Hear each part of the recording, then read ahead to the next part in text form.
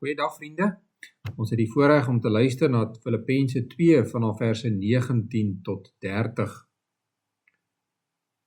Ek hoop om, as die Here wil, Timotheus gou na julle toe te stuur, sodat ek ook rus in my gemoed kan hê, as ek gehoor het hoe dit met julle gaan. Ek het trouwens niemand met dieselfde gesindheid as hy, en wat julle belange so opreg sal behartig nie.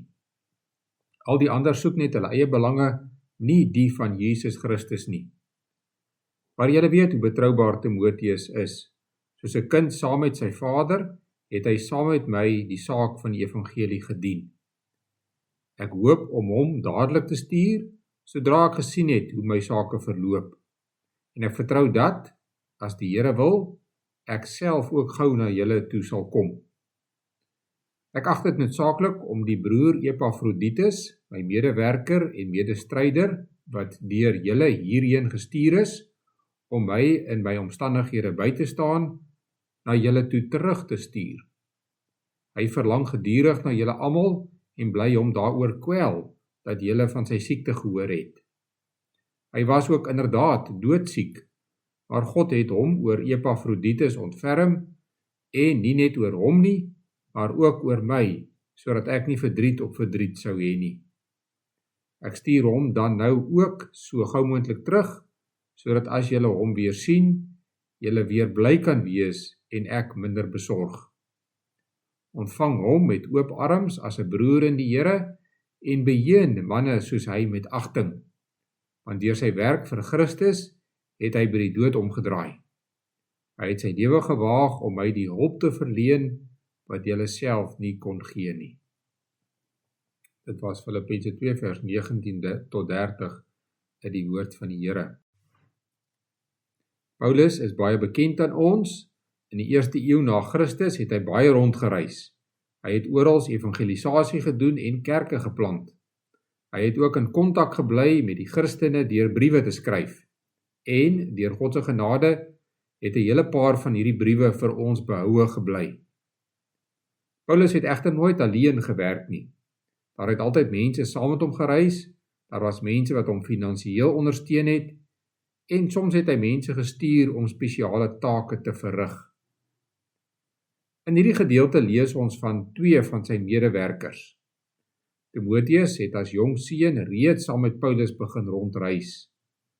Maar Timotheus het nie altyd saam met Paulus gereis nie. Soms het Paulus hom iewers heen gestuur, en soms het hy in 'n dorp agtergebly om die predikant van die gemeente te wees. Hier lees ons dat Paulus hom graag na Filippi wil stuur. Dit is egter nog nie die regte tyd daarvoor nie. Paulus wil eers wag om te hoor wat die uiteinde van sy verhoor gaan wees. Gaan hy vrygespreek word, of gaan hy ter dood veroordeel word? Wanneer Paulus weet wat sy eie lot gaan wees, sal hy weer vir Timotheus iewers heen stuur, en selfs saam met hom reis. Intussen moet Timotheus by hom bly, om hom te help met sy werk, terwyl hy 'n gevangene is. Daarom besluit hy om eerder vir Epafroditus na Filippi te stuur. Wie was Epafroditus? Epafroditus is deur die gemeente van Filippi na Paulus gestuur. Hy het vir Paulus briewe van die gemeente gebring en ook 'n geskenk. Dit kon geld gewees het of enigiets anders wat vir Paulus tot hulp kon wees. Terwyl Epafroditus by Paulus was, het hy ook saam met hom gewerk en hom met praktiese dinge gehelp. Op een of ander stadium het hy dodelik siek geword, maar deur God se genade het hy dit oorleef en herstel. Nou wil Paulus hom weer na Filippi terugstuur met hierdie brief. Wat leer ons uit hierdie kort verhaal van Timotheus en Epafroditus? Ons leer dat gelowiges mekaar moet ondersteun in die werk in God se koninkryk.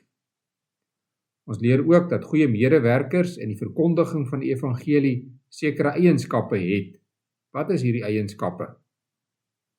Dit is mense wat omgee vir medegelowiges. Hulle fokus nie op hulle eie belange nie, maar op die van die mense rondom hulle en veral op Christus se belange. Hulle besef dat hulle eerste taak is om as slawe van Jesus Christus te werk, en dit beteken hulle dien die kerk, hulle medegelowiges. Hulle vertroos en bemoedig mense uit die skrif en hulle leef in afhanklikheid van hul hemelse Vader. Hulle is betroubare en harde werkers, hulle is bereid om op te offer en meer te doen as wat van hulle verwag word. Natuurlik is nie almal sendelinge of predikante nie, maar ons is almal medewerkers in die koninkryk van God.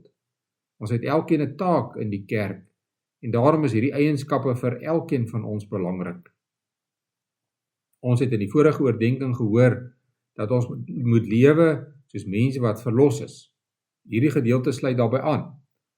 Omdat Jesus Christus ons gered het, moet ons medewerkers in die kerk wees, met dieselfde gesindheid as Timoteus en Epafroditus, en uiteindelik met dieselfde gesindheid as Christus. Kom ons bid saam.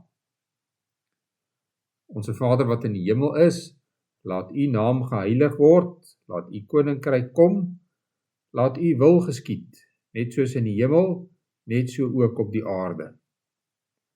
Gee ons vandag ons daaglikse brood en vergewe ons oortredinge, soos ons ook die vergewe wat teen ons oortree.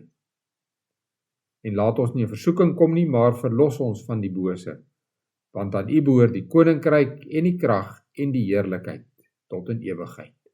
Amen.